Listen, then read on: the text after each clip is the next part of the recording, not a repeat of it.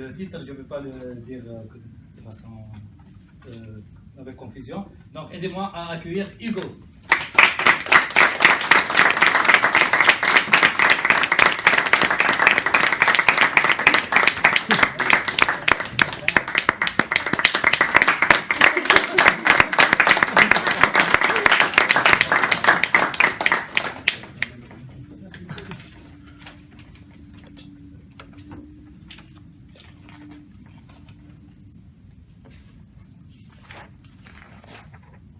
Je suis entré ici, puis j'ai vu qu'on avait changé quelque chose, puis je me demandais c'était quoi. Mais en fait, ils ont peinturé le mur de la salle. Et j'étais là, wow! Fait que j'ai changé mon titre à la dernière minute, parce que, sincèrement, pour moi, c'était mieux de parler du sujet qu'on va parler en ce moment. Je vais parler des 3 bonnes recommandations de lecture entrepreneuriale. Parce que la plupart d'entre vous, vous savez que je suis dans le domaine entrepreneurial, j'aime les entrepreneurs, j'aime passer à l'action. Mais pour ça, il faut quand même s'éduquer. Des fois, c'est faire de la lecture, des fois, c'est aller faire des conférences. Fait que j'ai 3 bons livres que je vais pouvoir vous recommander dans mon discours d'aujourd'hui. Aussi, je pense que le mot du jour, c'est sérénité. J'espère qu'après la lecture que vous allez faire, quand vous allez acheter le livre, vous allez pouvoir être plus serein. On va commencer par celui-ci. How to win friends and influential people. Fait que Wael, c'est ça? Oui. Fait que là, j'ai appelé Wael, mais dans cet livre-là, j'ai un bon truc. C'est un des bons trucs dans cet livre-là, parce que c'est pas un livre entrepreneurial, mais c'est plus un livre de comment savoir vivre à entourer de gens, comment aller chercher des personnes différentes. Puis un des meilleurs trucs là-dedans, c'est se rappeler des noms. Fait que quand vous allez parler avec quelqu'un, puis dans une conférence, dans un événement, la personne, elle a dit « je m'appelle Wael », là vous dites « je m'appelle Hugo », puis là vous rentrez dans une conversation intense, puis après 15 minutes, tu te demandes comment il s'appelle. C'est comme ça. Comment il s'appelle déjà? Fait que, un des trucs qu'ils donnent, c'est de se rappeler des prénoms, parce que quand tu vas chercher quelqu'un avec leur prénom, ça fait plus accueillant. Fait que moi, si je parle avec Wael, puis après 20 minutes, je sais pas c'est quoi son nom, puis je suis en train de chercher, et là, ça donne à la personne que je ne suis pas intéressé à elle. Un des bons trucs là-dedans, c'est de peut-être, déjà, je regarde ton chandail. Là, j'ai associé Wael avec mon chandail, une chemise blanche avec des lignes bleues. Pour moi, là, c'est associé. J'ai associé son nom au vêtement, à la coupe de cheveux, c'est à la couleur de ses yeux. Ou sinon, des fois, c'est bon de répéter, comme je peux dire, bonjour Cathy, comment ça va? Et oui, Cathy, et tu peux encore répéter, parfait Cathy. Tu le répètes assez de fois, comme 3 ou 4 fois pour que ça te rentre dans la tête. Une autre technique là-dedans, c'est de complimenter les gens, mais des vrais compliments. Fait que là, si j'arrive, je dis Cathy, j'aime ton veston, mais c'est sincère. Là, ça n'a pas l'air sincère parce que je suis sinon, j'arrive, Marie, j'aime ta chemise rose, par contre, ça ne te fait pas. Mais en fait, utiliser les compliments, c'est vraiment beau pour aller chercher l'attention des gens et démontrer que vous êtes sincère. Fait qu'une des histoires ici, l'auteur y arrive, il va dans une pharmacie, et tu vois le caissier à la caisse qui vraiment ne porte pas attention, qui s'ennuie parce qu'il n'aime pas sa job. L'auteur y arrive, j'aime tes lunettes, mais c'était vraiment sincère. Qu'est-ce que ça a fait, c'est que la personne, le caissier, s'est senti comme on lui a donné l'attention, on lui a dit ok, il aime mes lunettes puis c'est sincère. Fait que ça fait en sorte que tu captes l'attention des gens.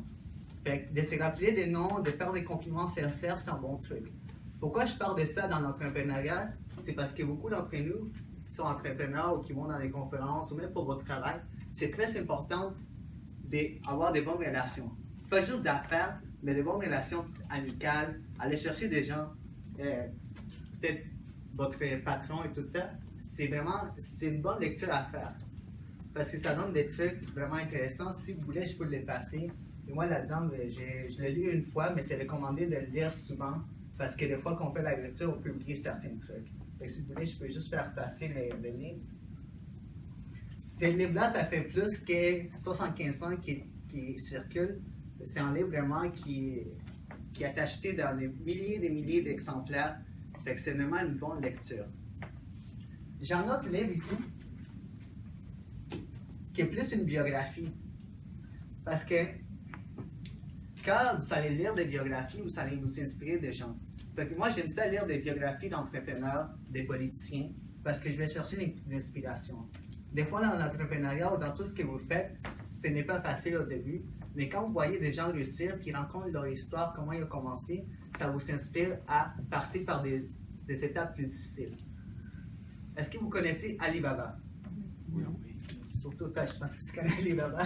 Alibaba, c'est une entreprise chinoise, en plus comme Amazon, qui vend des trucs en ligne. Okay? C'est vraiment grand, c'est partout, c'est international.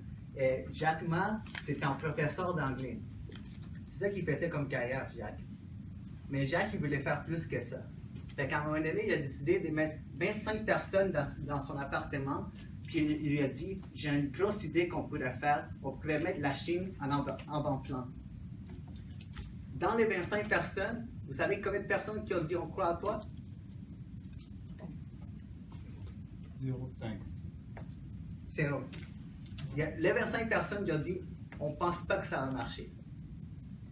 10 ans après, Jack Ma, il vaut 33 milliards de dollars. Fait que les autres 25 personnes, maintenant ils doivent se demander, on allait dire oui. Fait que c'est une belle histoire, c'est une belle biographie. Je pense que de lire des biographies, vraiment, ça inspire les gens. C'est pas juste dans le domaine entrepreneurial, ça peut être des athlètes, ça peut être des personnes qui vous inspirent parce que vous allez vous reconnaître dans certains aspects de la personne. Puis même si c'est quelqu'un qui est dans un autre pays, moi je me suis beaucoup reconnu parce qu'il avait un grand rêve puis il l'a réalisé. Mon troisième livre ici, je ne l'ai pas encore lu, mais j'en ai beaucoup entendu parler dans le domaine entrepreneurial. Ça s'appelle The Lean Startup. En fait, qu'est-ce que ça veut dire? C'est que, vous savez, il y a beaucoup de nouvelles compagnies qui s'écrivent en ce moment, mais il y en a qui réussissent, il y en a qui ne réussissent pas. Puis il y en a qui réussissent en 6 mois. Donc, par une idée, puis dans 6 mois, on a déjà un business plan de fait, on a déjà des employés. Fait que ça, c'était pas quelque chose qu'on faisait dans les années 90-80. Dans les années 90-90, quand on faisait une entreprise, ça prenait plus de temps à aller chercher des clients, des employés. Mais là, dans ces livres-là, on te montre comment aller chercher, comment créer une entreprise, une idée, puis de le mettre en 6 mois fonctionnel. Parce que tout le monde a décidé ici, mais l'important, c'est l'exécution. Puis dans ces livres-là, ça montre comment exécuter. Moi, je l'aime beaucoup. Je ne l'ai pas encore lu, mais je sais que beaucoup de monde m'en a parlé. Parce que ça te permet d'aller chercher, de partir une idée, d'aller vraiment l'amener au plus loin. Fait que ça, c'est mes 3 bonnes recommandations de lecture. Par contre, les premiers que j'ai passés, je pense que c'est l'essentiel parce qu'avant de passer d'être entrepreneur, il faut établir de bonnes relations. Fait qu'au moins, si vous vous rappelez du prénom de Wael, après, ça va être vraiment bien. Fait que ça, mes 3 bonnes recommandations de lecture entrepreneuriale.